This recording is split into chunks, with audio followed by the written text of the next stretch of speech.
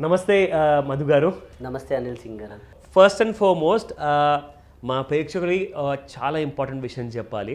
So మా viewers ఎవరైతే ఈ ప్రోగ్రామ్ చూస్తున్నారో ఫైనల్గా మన అందరికీ ఒక చాలా పెద్ద శుభవార్త అని చెప్తా. ఎందుకంటే ఎవరెవరైతే ఎంతమంది అయితే మన సుమన్ టీవీలో వస్తున్న finance related, personal loan related or home loan related programmes వస్తున్నాయో చాలామంది కామెంట్స్ చేశారు, చాలామంది అడిగారు కూడా. ఇన్ఫ్యాక్ట్ వాళ్ళందరికీ కూడా ఒక ఫైనల్ డెస్టినేషన్, ఒక సొల్యూషన్ ప్రొవైడర్ కావాలి, ఒక ట్రబుల్ షూటర్ కావాలి. ఎవరైతే యాజ్ అ ఫ్రెండ్గా, యాజ్ అ నేస్తంగా and at the same time as a well విషర్గా ఈ లోన్స్ ప్రపంచంలో ఉన్న కన్ఫ్యూజన్స్ అన్నిటిని దూరం చేసి మనందరికీ కూడా లోన్స్ తెచ్చిపెట్టే కంపెనీ ఏదైనా ఉందా అంటే నిజంగా నేను చూశాను. డిఎంఎస్ అసోసియేట్స్ అన్న ఈ కంపెనీలో చాలా క్లయింట్స్కి హ్యూజ్ సర్వీసెస్ ప్రొవైడ్ చేశారు, సక్సెస్ఫుల్గా లోన్స్ గ్రాంట్ చేయించారు, శాంక్షన్ కూడా చేయించారు.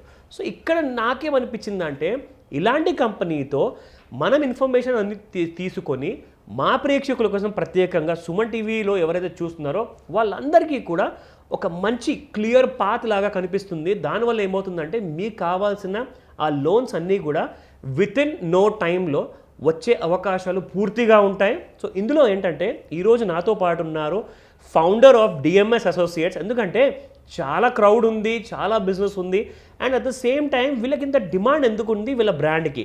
సో ఆ విషయాన్ని మనం తెలుసుకుందాము. అలాగే మీకు కావాల్సిన లోన్స్ గురించి కూడా నేను తప్పకుండా అడిగి ఈ ఇన్ఫర్మేషన్ మీకోసం నేను తీసుకొస్తాను. సో మధు గారు, చాలా థ్యాంక్స్ అండి. మీరు ఈరోజు మీ విలువైన సమయాన్ని మాకు ఇచ్చారు. ఇన్ఫ్యాక్ట్ మీరు ఈరోజు మా స్టూడియోలో రావడం జరిగింది. సో ఫస్ట్ అండ్ ఫార్మోస్ట్ ఏంటంటే మొదలుపెట్టే ముందు అసలు డిఎంఎస్ అసోసియేట్స్ స్టార్ట్ చేయాల్సిన డ్రీమ్ ఏంటి, దీని వెనకాల ఉన్న ముఖ్యమైన కారణం ఏంటో ఫస్ట్ మా ప్రేక్షకులకు చెప్పండి. మొదటగా నన్ను ఇన్వైట్ చేసినందుకు చాలా ధన్యవాదాలు. వెల్కమ్ మధు గారు. టీవీకి థ్యాంక్ యూ అండి. ఎస్. అండ్ డిఎంఎస్ అనేది యాక్చువల్గా నేను 10 years బ్యాంక్లో వర్క్ చేసింది సార్. లైక్ ప్రైవేట్ సెక్టర్ బ్యాంక్స్లో నేను వర్క్ చేశాను. ఆ వర్క్ చేసినప్పుడు ఏంటంటే చాలామంది కస్టమర్స్ మనం సర్వ్ చేయలేకపోయాం. బికాజ్ ఎందుకు అంటే వాళ్ళ company in case private employee అయ్యి ఉంటే వాళ్ళకి ఆ కంపెనీ కేటగిరీ లిస్ట్లో లేకపోవడం, వాళ్ళకి ఆ ఎంప్లాయీ స్టెబిలిటీ లేకపోవడం వల్ల నేను ఆ కన్సర్న్ బ్యాంక్లో వర్క్ చేస్తున్నప్పుడు ఆ బ్యాంక్లో నేను చేయలేకపోయేవాడిని. ఆ విధంగా నా కస్టమర్స్ చాలామంది సఫర్ అయ్యేవాళ్ళు. అందువల్ల మనం మ్యాక్సిమం ఇంకా 10 years చేసిన తర్వాత ఆ ఎక్స్పీరియన్స్ బేస్ చేసుకొని బయటికి వచ్చి నేనే నా కస్టమర్కి లోన్ అనగానే ఒక 1 point కాంటాక్ట్ లాగా నేను ఉండి వాళ్ళకి ఏ కస్టమర్కైనా మనం లోన్ ఇప్పగలగాలి. That's might be Group 4 employee అయ్యి ఉండొచ్చు, దట్స్ మైట్ బి ప్రైవేట్ కంపెనీలో రీసెంట్గా జాయిన్ అయ్యి ఒక 3 months 6 months అయిన ఎంప్లాయీకి అయినా అయి ఉండొచ్చు. చిన్న కొత్తగా ఎస్టాబ్లిష్ అయిన కంపెనీస్ ఉంటాయి. అంటే జనరల్గా ఏంటంటే సార్ ఎంసీఏలో అట్లీస్ట్ 3 years కంపెనీ రిజిస్టర్ అయ్యి ఉండాలి. అలాంటి కంపెనీస్కి మాత్రమే లోన్ ఇస్తాము అనే కొన్ని రూల్స్ ఉన్నాయి బ్యాంక్స్లో. సో వీటన్నిటిని ఓవర్కమ్ చేసి ఖచ్చితంగా ప్రతి కస్టమర్కి ఎవరైతే సఫర్ అవుతున్నారో లోన్ రాదు అని అలాంటి ప్రతి కస్టమర్కి సొల్యూషన్ ఇవ్వాలి, వాళ్ళకి సర్వీస్ చేయాలి అనే ఇంటెన్షన్తోనే మనం డిఎంఎస్ అనే సంస్థని స్టార్ట్ చేయడం జరిగింది. ఈరోజు మ్యాక్సిమం కొన్ని బ్యాంక్స్ ఇన్ కేస్ ఎన్బిఎఫ్సిస్ ఉన్నాయి, వాటిలలో చూసుకుంటే ప్రొప్రైటర్షిప్ కంపెనీ అయినప్పటికీ కూడా ఆ కంపెనీ మనం లోన్ చేయగలుగుతాం. వాళ్ళ శాలరీ మినిమం శాలరీ క్రైటీరియాస్ ఉంటాయి. ఆ శాలరీ క్రైటీరియా మీట్ అయితే చాలు. కొన్ని బ్యాంక్స్ లైక్ 30,000 అబోవ్ శాలరీ అంటారు, కొన్ని బ్యాంక్స్ 20,000 అబోవ్ శాలరీ ఉన్నా సరిపోతుంది అంటారు. సరే whatever 20,000 minimum salary, 20,000 or above salary ఉంటే చాలు మనకి. మనం ఖచ్చితంగా ఆ కస్టమర్కి లోన్ అనేది చేయించగలుగుతాము. వాళ్ళకి the best rate of interest కూడా మనం ఆఫర్ చేయగలుగుతాం. మధు గారు, ఇన్ఫ్యాక్ట్ నాకేమనిపిస్తుందంటే లోని ఎవరైతే లోన్ తీసుకోవాలి అప్లికెంట్ ఉంటారో వాళ్ళ పల్స్ మీరు పట్టేశారు. ఎందుకంటే ఇది చాలా బ్యాంక్స్ ఆల్రెడీ బిజినెస్లో ఉన్నాయి, లోన్స్ ఇస్తున్నారు, కానీ పల్స్ అనేది వాళ్ళకి ఇప్పటిదాకా దొరకలేదండి. ఎందుకంటే అది పిఎస్యు బ్యాంక్స్ కానివ్వండి, ప్రైవేట్ బ్యాంక్సే కానివ్వండి, అదేంటంటే ఉద్యోగం లాగా అందరూ చేస్తారు. ఎలిజిబుల్ పర్సన్కి మొత్తం డాక్యుమెంట్స్ అన్ని సబ్మిట్ చేశాక కూడా చుక్కలు చూపించేలాగా రౌండ్స్ అన్ని చేయించేసేసి దాని తర్వాత ఇస్తారు. కానీ మీరేంటంటే కస్టమర్స్ కోసం వాళ్ళ దగ్గర ఉన్న ఆ పెయిన్ పాయింట్ గురించి మీరు గ్రహించారు. సో ఆ పెయిన్ పాయింట్ పైన పనిచేస్తే ఏమవుతుందంటే వాళ్ళకున్న ఆ కష్టాన్ని మీరు దూరం చేసిన వాళ్ళు అవుతారు. సో అంటే నిజంగా చెప్పాలి అంటే వాళ్ళ ఫ్యామిలీకి మీరు ఒక శ్రేయోభిలాషి. ఎందుకంటే సార్ ప్రతి ప్రాబ్లం డబ్బుతో కూడిపడి ఉందండి, అండ్ డబ్బుతోనే ముడిపడి ఉంది. సో కాబట్టి అలాంటి క్రైసిస్లో మీలాంటి వారు తప్పకుండా ఈ లోన్స్ ఇప్పించేసేసి బ్యాంక్స్లో మీరు హెల్ప్ చేస్తున్నారంటే ఇట్స్ అ గ్రేట్ వర్క్ నిజంగా చెప్పాలంటే. ఒక వైపుగా చూసుకుంటే మీరు ఒక సోషల్ వర్క్ కూడా చేస్తున్నారు. Thank you so much sir. So నాకు ఇక్కడ అతి ముఖ్యమైన విషయము మా ప్రేక్షకుల వాళ్ళకు కూడా కావాల్సిన ఫుల్ డీటెయిల్స్ ఈ విషయం ఏంటంటే అన్సెక్యూర్డ్ లోన్స్ అంటేనే బ్యాంక్స్ ఎప్పుడు వెనకడుగు వేస్తారు. ఇందులో ప్రాబ్లం ఏంటంటే ఎందుకంటే తీసుకున్న వాళ్ళు ఒక 6 నెలలు కూడా సరిగా కట్టరండి, వాళ్ళ అడ్రస్లు మార్చేసేసి వెళ్ళిపోవడం జరుగుతుంది, లేదంటే కంప్లీట్గా అబ్స్కాండింగ్ ఉంటారు. సో అలాంటి వాళ్ళ వల్ల ప్రాబ్లమ్స్ ఎక్కువ పెరుగుతున్నాయని చెప్పేసి ఆర్బీఐ ఆదేశాల ప్రకారంగా కొన్ని కొత్త రూల్స్ని ఫ్రేమ్ చేశారు, కంప్లైన్సెస్ని మార్చారు. సో ఇవన్నీ ఉండడం వల్ల ఏమవుతుందంటే అన్సెక్యూర్డ్ లోన్స్ అందాల్సిన వాళ్ళకి కరెక్ట్గా ఎవరైతే జెన్యున్గా తిరిగి కట్టేవాడు ఉన్నాడో వాళ్ళకి అసలు అందట్లా. సో ఈ విషయంలో పర్సనల్ లోన్ విషయంలో డిఎంఎస్ అసోసియేట్స్ ఎలాంటి రోల్ ప్లే చేస్తుంది మీరు నాకు చెప్పండి. Sure sir. యాక్చువల్గా ఏంటంటే సార్ అన్సెక్యూర్డ్ లోన్స్ అనేది యాక్చువల్గా చాలామంది కస్టమర్స్ ఫీల్ అయ్యేది, చాలామంది క్లయింట్స్ ఫీల్ అయ్యేది ఏంటంటే నాకు ఇంతే లోన్ అమౌంట్ వస్తుంది, నాకు 30 lakhs ఇస్తుంది ఈ బ్యాంకు, నాకు ఒకవేళ 3 lakhs శాలరీ ఉన్నా 2 lakhs శాలరీ ఉన్నా నాకు ఒక 30 lakhs 50 lakhs ఇస్తుంది అని ఒక ఫ్రేమ్లో ఫిక్స్ అయ్యింది ఇప్పటివరకు. బట్ ఏంటంటే సార్ యాక్చువల్గా ఆర్బీఐ నుంచి గైడ్లైన్స్ కానీ ప్రతి బ్యాంకు గైడ్లైన్స్ కానీ ఏంటంటే కస్టమర్ శాలరీ ఎంతైతే ఉందో, ఒక క్లయింట్ శాలరీ ఎంతైతే ఉందో అందులో 75% ఆఫ్ ది శాలరీ వరకు ఈఎంఐస్ వెళ్ళొచ్చు అనేది ఒక ఫైర్ క్యాలిక్యులేషన్ ఉంది.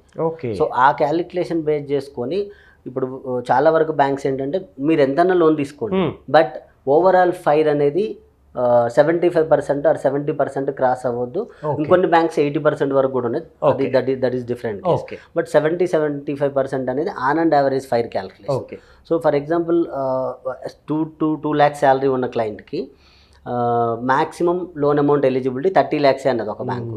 బట్ అతనికి ఫైర్ చూసుకుంటే 3 lakhs తీసుకున్న అతనికి on and average 5-6 years tenure తీసుకుంటే మనకి మ్యాక్స్ ఈఎంఐ 60,000 లోపే అయిపోతుంది.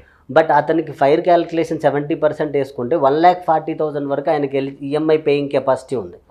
సో అలాంటప్పుడు మనం ఏం చేయొచ్చు అంటే ఒక 2-3 మల్టిపుల్ బ్యాంక్స్లో 1,40,000 క్రాస్ అవ్వకుండా, ఫైర్ క్రాస్ అవ్వకుండా 2-3 బ్యాంక్స్లో మల్టిపుల్గా కూడా మనం అలా కూడా హెల్ప్ చేయొచ్చు. ఇబ్బంది లేదు. ఎందుకంటే ఇప్పుడు బ్యాంకు చూసేది ఒకటే, నీ శాలరీలో మోర్ దెన్ 70-75% ఈఎంఐ వెళ్ళిపోతుందా అనేది చూస్తుంది. అది ఆ బోర్డర్ మనం క్రాస్ అవ్వకుండా చేసుకోవచ్చు, ఇబ్బంది లేదు. ఎందుకంటే వాళ్ళ ఫైనాన్స్ రిక్వైర్మెంట్, ఇప్పుడు వాళ్ళకి ప్రాపర్టీ లేదు, వాళ్ళకి పేయింగ్ కెపాసిటీ ఉంది, అగ్రికల్చర్ ఇన్కమ్ ఉండొచ్చు, వాళ్ళ ఫాదర్ పెన్షన్ అనేది మంచిగా ఉండొచ్చు. సో ఇలాంటి సినారియోలో వాళ్ళకి పేయింగ్ కెపాసిటీ ఉంది, వాళ్ళకి 70-75% పోయినా వాళ్ళు రిలాక్స్గా ఉండగలుగుతారు అన్న వాళ్ళకి మనం 100% సొల్యూషన్ అనేది అన్సెక్యూర్డ్ లోన్స్లో వాళ్ళు అడిగిన అమౌంట్కి మనం ఇవ్వగలుగుతాం. అదైతే ఇబ్బంది లేదు. మన ఎపిసోడ్ ఫినిష్ చేసే ముందు చాలా ముఖ్యమైన ఇంపార్టెంట్ ప్రశ్న అండి. ఇదేంటంటే last but not the least, చాలా ప్రైవేట్ ఎంప్లాయీస్ ఎవరైతే ఉంటారో వాళ్ళ కంపెనీస్ బ్యాంక్స్లో లిస్ట్ అయి ఉండవు. ఎగ్జాక్ట్లీ. సో అలాంటి చిన్న ఉద్యోగాలు చేసే వాళ్ళకి ఒకవేళ వాళ్ళకి బ్యాంకులో శాలరీ పడినా పిఎఫ్ కట్ అవ్వదు. అవునండి. సో అలాంటప్పుడు చాలామంది ఇబ్బంది ఏం పడుతున్నారంటే, అంటే వాళ్ళకు కాస్త క్రెడిట్ స్కోర్ దెబ్బతింది, అది బిలో 700, 600, 500 ఉంది. సో దాన్ని ఇంప్రూవ్ చేసుకున్నంత వరకు మళ్ళీ కొత్త లోన్స్ రావు. ఇది ఎక్కడి వరకు నిజము, అండ్ దీనికి ఒకవేళ ప్రాబ్లం ఫేస్ చేస్తే మీరు ఎలాంటి హెల్ప్ చేయగలుగుతారు? Exactly sir. నేను మీకు ఇందాక ఒక ఫస్ట్ నేను మీకు చెప్పినప్పుడు కొన్ని ఎన్బిఎఫ్సిస్ ఉన్నాయండి. సో పర్టికులర్ క్లయింట్కి శాలరీ పిఎఫ్ లేకపోయినప్పటికీ కూడా మనం కొన్ని ఎన్బిఎఫ్సిస్ ఉన్నాయి మన దగ్గర సొల్యూషన్స్. వీఆర్ దేర్ విత్ ఆల్మోస్ట్ 15-20 బ్యాంక్స్తో మనం ఉన్నాము. ఆ 15-20 బ్యాంక్స్లో కొన్ని ఎన్బిఎఫ్సిస్ పిఎఫ్ కట్టవ్వకపోయినప్పటికీ అతనికి కంటిన్యూగా శాలరీ అకౌంట్లో క్రియేట్ అవుతుంటే మనం 100% చేయొచ్చు. అండ్ మీరు అడిగినట్లు సిబిల్ రిలేటెడ్ అన్నారు కదా, కొంతమంది కస్టమర్కి సిబిల్ బాగలేదు నేను ఇవ్వమని ప్రతి బ్యాంక్ అలానే చెప్తుంది, నేను ఇవ్వను అంటే. సో బ్యాంక్ నాకు లోన్ ఎలా వస్తుంది అనే క్వశ్చన్ కస్టమర్. సో అలాంటి సినారియోలో ఏంటంటే DMs will help you.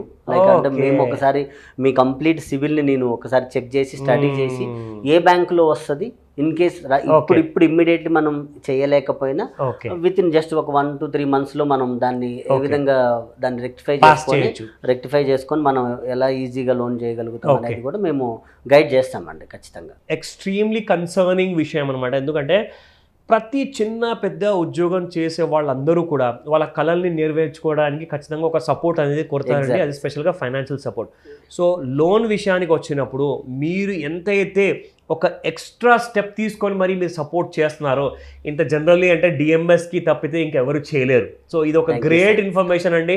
So చూశారు కదండి, ఈ రోజున మనందరికీ కూడా తెలిసింది DMs associates just like one of the companies loan provider అనే కాకుండా ప్రత్యేకంగా మనకి ఎక్కడైతే మనకు కావాల్సిన హెల్ప్, చిన్న హెల్ప్ కూడా ఒకవేళ దొరికితే మనకు అదే చాలా రిలాక్సింగ్గా ఉంటుంది. సో అలాంటప్పుడు డిఎంఎస్ అసోసియేట్స్ మనందరి కోసం ఉంది.